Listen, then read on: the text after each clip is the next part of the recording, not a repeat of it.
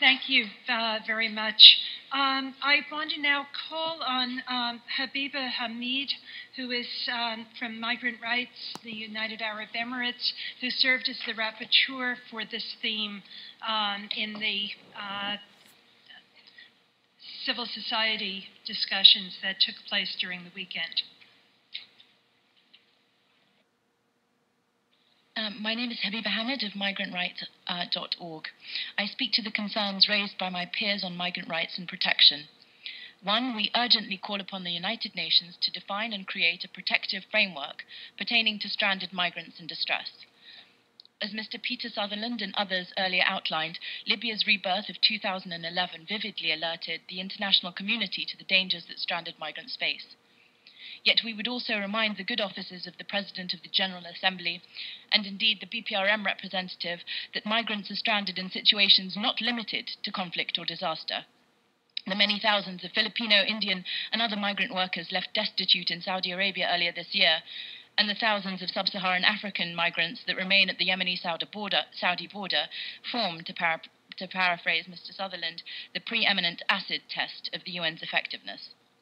We ask then that the current putative understandings be broadened to include those in forced labor or in destitute or exploitative situations, essentially all those legally or financially unable to return home. Governments should develop clear, comprehensive, rights-based and migrant-centered strategies to evacuate or alternatively assist these migrant workers in need. Whilst their governments may forget them, the collective of the United Nations must not. Two, we ask, have states abandoned Article 13 of the Universal Declaration of Human Rights, the right to enter and exit any country?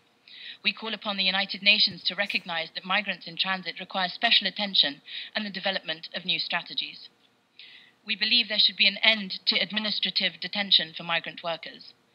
To reiterate and expand upon Eva Sanders' statements, we assert that at borders, governments must end the criminalization of irregular migration.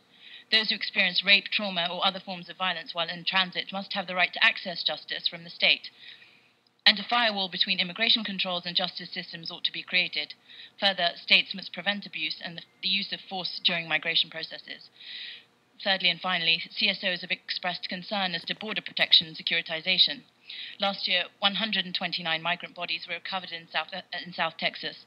We thus call for an investigation into border deaths by the Special Rapporteur on Migration from the UN, or as well as the Inter-American Commission on Human Rights.